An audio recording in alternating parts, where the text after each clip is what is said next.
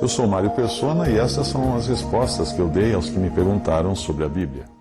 Você escreveu contando que está passando por dificuldades financeiras e que, para piorar, o seu coelho de estimação, tão querido, adoeceu.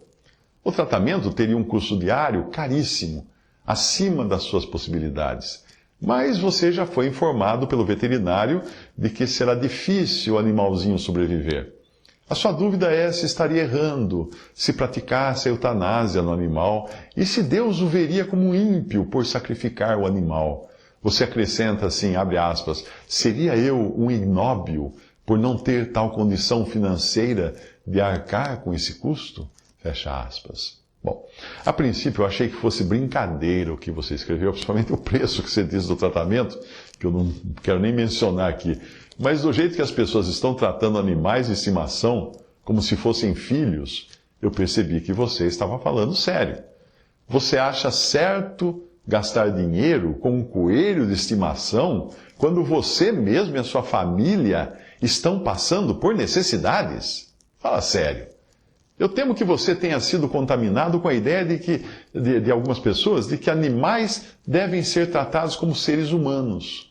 E eu vejo Satanás por detrás disso, pois em nada exalta o animal, mas apenas rebaixa o humano. Foi assumindo a forma de um animal, de uma serpente, que o diabo atraiu e enganou Eva. E hoje eu temo que muitos estejam dando ouvidos a seus animais, aos seus animais de estimação e às suas necessidades, como Eva deu ouvidos à serpente. Assim acabam tirando comida da boca dos filhos para alimentar seus pets, ou gastando em veterinários um dinheiro que poderia ser melhor usado para a saúde e qualidade de vida da família, ou mesmo para ajudar seres humanos necessitados. Tem um monte de criança aí que precisa de ajuda. O que muita gente gasta com animais de estimação seria suficiente para alimentar e tratar as doenças de muitas crianças desamparadas. Mas as pessoas preferem ter animais a filhos adotivos. Afinal de contas, filhos têm vontade própria, eles crescem, vão embora. Os animais não, eles podem ser adestrados segundo os caprichos do seu dono. E a menos que você adote uma tartaruga, eles costumam ter uma vida curta, né? Você pode depois trocar e arrumar outro. O antropomorfismo era, a princípio, a atribuição de qualidades e características humanas a objetos, animais, deuses, etc. Com filmes da Disney, nós nos acostumamos a ver um rato, Mickey, falar, um pato, Donald, vestido de marinheiro, ainda que fosse só a camisa, ele era pelado da cintura para baixo, né? E até talheres e candelabros ganharem vida na história da gata borralheira e saírem cantando pela casa.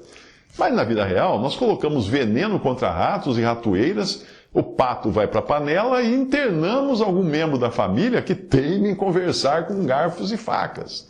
Mas o antropomorfismo evoluiu e os animais de estimação agora só faltam falar.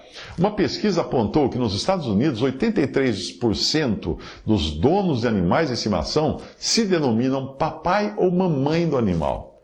Que me perdoem os amantes de animais, mas cachorro deve ser tratado como cachorro, porque é cachorro, é um animal. Não são filhos, não são crianças, não fazem parte da humanidade, que é a coroa da criação. Ao contrário do homem, que é criado com espírito, alma e corpo, os animais têm apenas alma e corpo, não têm espírito. Portanto, não existirão para sempre, e nem haverá animais no céu. O animal morreu, acabou. Passagens que falam de leões comendo palha com ovelhas estão limitadas ao milênio, quando Cristo restaurar a terra para o seu povo habitar. Isso, o povo de Israel e também os gentios que se converterão nessa época. Aí serão os 1000 anos, o milênio, em que Cristo irá reinar sobre este mundo. Mas ainda assim será um mundo habitado por pessoas não ressuscitadas. Enquanto isso, a igreja estará com Cristo reinando a partir do céu. Eu nunca tinha percebido o ponto em que esse desvio de conduta humana havia chegado até uma leitora ficar indignada comigo por eu dizer que ela não iria encontrar o seu cãozinho no céu. Eu disse a ela que se o seu cão tinha direito de ir para o céu, então as pulgas e carrapatos também estariam lá, além de ratos, cobras, escorpiões e baratas. Eu acredito que a minha leitura não se sentiria bem vivendo sem o seu chinelo num céu cheio de baratas, não é? Uma irmã em Cristo que mora ao lado de um cemitério de animais de estimação contou que não são raras as crises de choro de pessoas que vão visitar os túmulos dos seus finados cãezinhos. Por isso, um livro preferido entre os amantes de animais nos Estados Unidos é o livro Cold Noses at the Pearly Gates, que traduzido seria Focinhos Gelados nos Portões de Pérolas. A apresentação do livro já diz tudo, veja só, abre aspas. Todos os cães e gatos realmente vão para o céu? Sim, eles vão. A morte do seu amado animal de estimação pode ser uma das perdas mais comoventes que você já sofreu. Mas a recuperação não se resume em se conformar. Você também quer saber onde o seu melhor amigo foi. Após uma intensa e inesperada dor que experimentou após a perda dos seus próprios companheiros, o amante dos animais e estudioso bíblico Gary Kurz decidiu provar que realmente existem animais de estimação no paraíso. Depois de dedicar inúmeras horas de pesquisa, ele agora compartilha suas ideias inspiradoras para lhe proporcionar uma compreensão mais rica dos animais e de suas almas. Fecha aspas. Bom, se você não acredita nada do que eu digo, vai e compra o livro então, vai. Se você acha que não há nada de errado nisso aí, nesse tipo de conversa, é melhor você voltar a ler sua Bíblia, desde o Gênesis, e procurar saber o que a Bíblia diz dos cães. Eu não quero que você odeie o seu cãozinho ou maltrate o seu cãozinho, não. Eu quero que você trate bem dele no seu devido lugar. Mas se você ler a Bíblia, irá descobrir que Deus quer que sejamos misericordiosos para com os animais, entendendo que isso era dirigido principalmente a ovelhas, vacas e jumentos, que eram essenciais à subsistência dos povos. Mas o que Deus realmente pensa dos cães? A Bíblia diz. Veja só essa passagem. Não deis aos cães as coisas santas, disse Jesus em Mateus 7, versículo 6, usando o termo para os inimigos da verdade, que ele chamou de cães. Em Provérbios 26, 11, Salomão compara um cão que come o seu próprio vômito ao insensato que reitera a sua estultícia. Em Filipenses 3:2, Paulo usa a expressão cães para designar os falsos mestres que atormentavam os cristãos, e se você continuar a sua leitura das Escrituras, verá esse animal sempre tratado como sendo impuro e desprezível. Não fui eu que escrevi a Bíblia, sinto muito.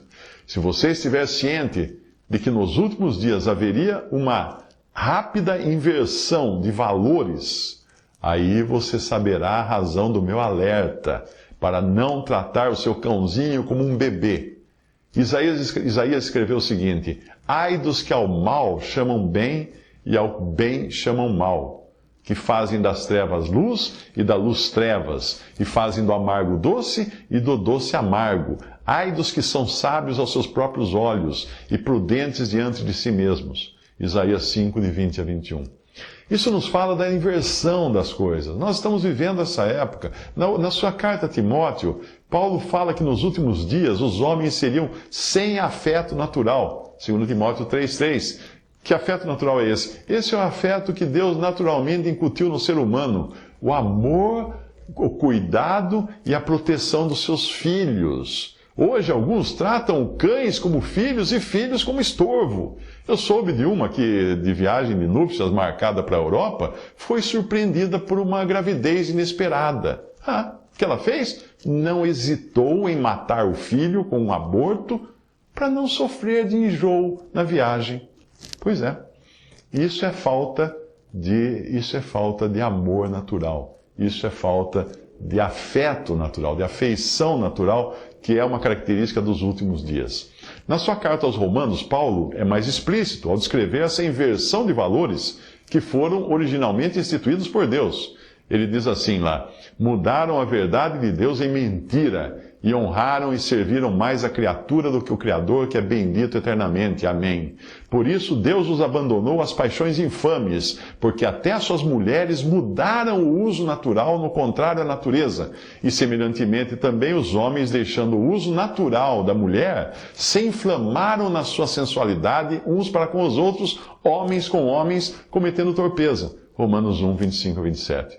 Se você fica enojado quando liga a TV e vê homens enganando o povo em nome de Deus para poderem manter o seu luxo, deverá saber que nos dias de Isaías isso não era muito diferente em relação aos líderes de Israel. Ele escreveu qual era a opinião de Deus a respeito daqueles falsos pastores do povo, aos quais ele chama pejorativamente de cães.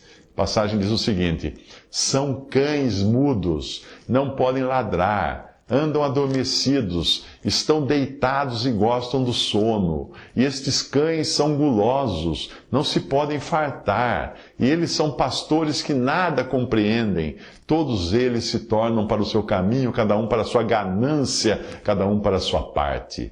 Isaías 56, de 10 a 11. Que os cães estavam em baixa estima aos olhos de Deus nos tempos em que a lei foi dada a Israel, fica muito evidente nesta ordenança da lei, que era a seguinte: não trarás o salário da prostituta, nem o preço de um sodomita à casa do Senhor teu Deus, por qualquer voto, porque ambos são igualmente abominação ao Senhor teu Deus. Deuteronômio 23, 18. Isso estava dizendo que Deus não aceitaria a oferta do salário de uma prostituta ou os honorários de um sodomita, que era um homossexual que vendia os seus serviços. A palavra traduzida na versão portuguesa por sodomita é, no original hebraico, keleb, que significa cão. Mas numa época de fim de tempos e inversão de valores, o que nós vemos?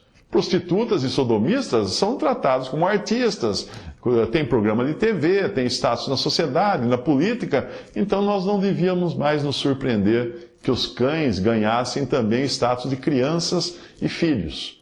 Quando o Senhor usa o termo cães, referindo-se aos gentios considerados impuros em Israel, ele também deixa claro um princípio que é o de não privarmos os nossos filhos para alimentarmos os cães. Veja o que o Senhor Jesus fala: não é bom pegar no pão dos filhos e deitá-lo aos cachorrinhos. Mateus 15, 26. Acaso isso não é a mesma coisa que você usar dos parcos recursos que você tem para alimentar seus filhos, a fim de tratar um coelho doente? Quando você pergunta se é errado sacrificar o seu coelho, você ainda usou o termo praticar eutanásia. Eu pergunto, você nunca comeu frango, por acaso? Bisteca de porco? Filé de carne de boi? Linguiça de porco? A menos que seja vegetariano, muitos animais já passaram pelo seu garfo e o coelho é apenas mais um que é possível no seu cardápio. Eu só não sugiro que mande o seu coelho para a panela porque ele está doente, mas se não estivesse e com a sua família passando necessidades, como você mesmo disse, o coelho seria uma provisão de Deus e excelente fonte de proteínas. A palavra de Deus diz: e será o vosso temor e o vosso pavor sobre todo animal da terra e sobre toda ave dos céus, tudo que se move sobre a terra e todos os peixes do mar na vossa mão são entregues. Tudo quanto se move que é vivente será para vosso mantimento. Tudo vos tenho dado como a erva verde. Gênesis 9, de 2 a 3. Então os animais Deus nos deu para alimento. Mas não vá comer seu cachorro, não é isso que eu estou dizendo aqui. Visite respondi.com.br. Adquira os livros ou baixe e-books. Visite 3minutos.net. Baixe o aplicativo.